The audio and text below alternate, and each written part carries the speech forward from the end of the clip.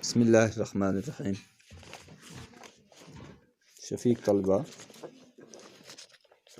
کتاب کا صفحہ نمبر 156 ملاحظہ فرمائیں۔ آج کا موضوع ہے شبیب رضوی کی غزلیات اور اس کی حالات زندگی۔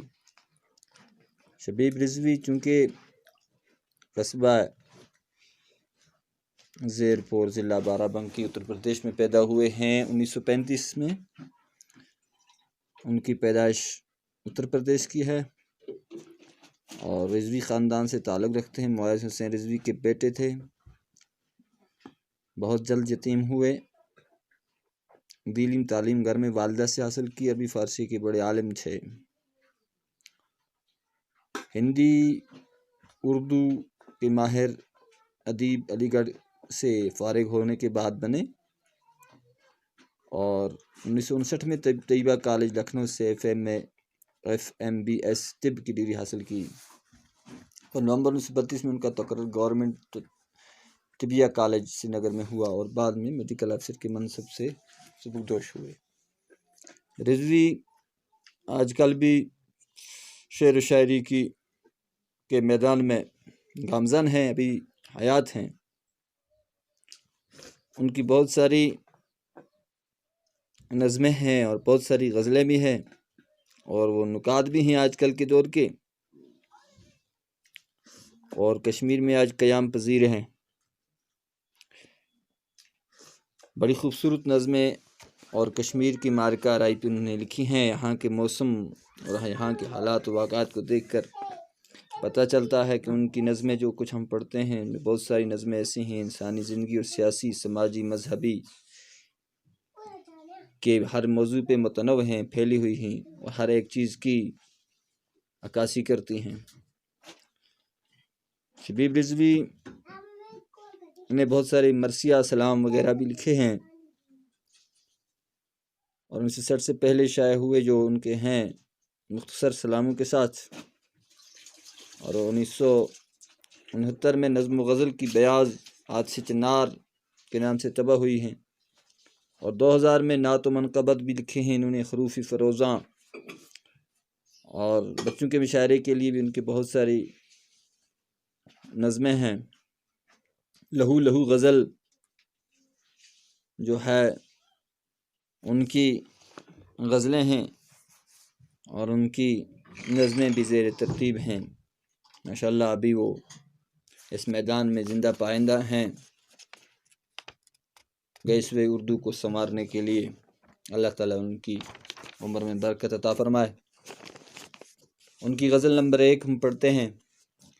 کتاب بند سہی حرف تر کھلا رکھنا، مباحثے کا ہمیشہ ہی در کھلا رکھنا، سکوت شب سے بھی اکتا کہ لوٹ سکتا ہوں، میں کہہ کے آیا ہوں بچوں سے گھر کھلا رکھنا، ہماری شرط کہ ہم پر ہو سایہ رحمت، تمہاری ضد ہے کہ کوفے میں سر کھلا رکھنا، شکستگی ہوئی ظاہر تو موت لازم ہے، کھلی ہواؤں کے دہارے پہ پر کھلا رکھنا،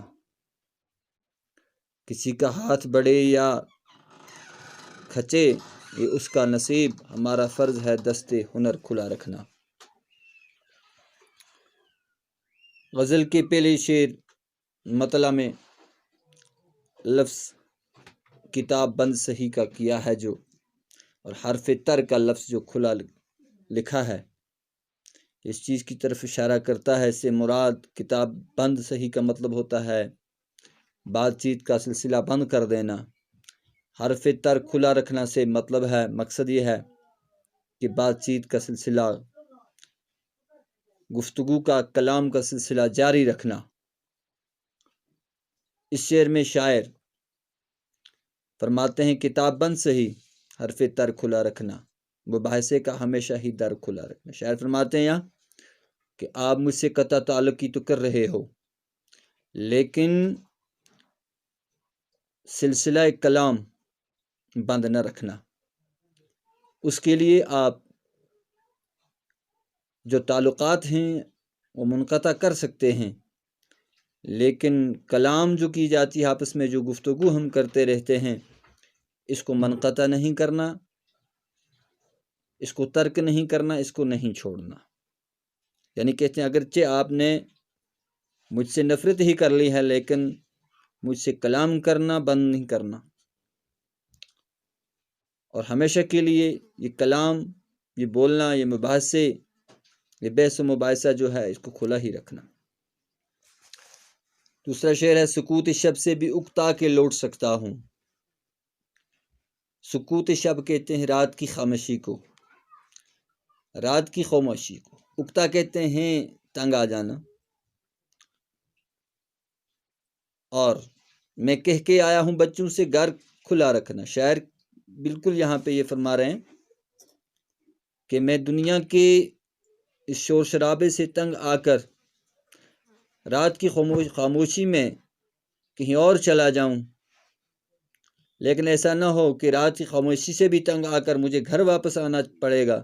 اگر گھر کا دروازہ بند رکھا ہوگا تو میں کہاں جاؤں گا؟ اس لیے لکھتے ہیں کہ میں بچوں سے یہ بھی کہہ کے آیا ہوں کہ تم گھر کھلا رکھنا، تاکہ میں باہر اندھیرے میں جا کے یہ شور شرابے سے بچنا چاہتا ہوں، لیکن ہو سکتا ہے وہاں بھی میں نہ بچ سکوں تو مجھے گھر واپس لوٹنا پڑے سکوت شب میں، رات کی خاموشی میں۔ اگر وہاں بھی دروازہ بند رہا تو میں کہاں جاؤں گا؟ تو اس سے مراد یہی ہے۔ تیسرا شعر ہے، ہماری شرط کہ ہم پر ہو سایہ رحمت، تمہاری ضد ہے کہ کوفے میں سر کھلا رکھنا۔ یہاں کوفے کا لفظ جو اختیار کیا یہ سنت تلمی ہے۔ سنت تلمی اس سنت کو کہتے ہیں جو غزل کے اندر یا کسی اور شاعری کی قسم کے اندر لکھا گیا ہو ایسا لفظ جو کسی واقعے کی طرف اشارہ کرتا ہو، جس کے پیچھے ایک ہی لفظ کے پیچھے بہت بڑا واقعہ ہو۔ تو کوفے کا جو لفظ استعمال کیا ہے یہاں، اس سے مراد ہے شہر کوفہ، جہاں حضرت امام حسین رضی اللہ تعالیٰ عنہ کو بلا کر اور دھوکہ دے کر وہاں پہ یزیدی فوج نے ان کو شہید کیا تھا، اس کی طرف یہ اشارہ ہے۔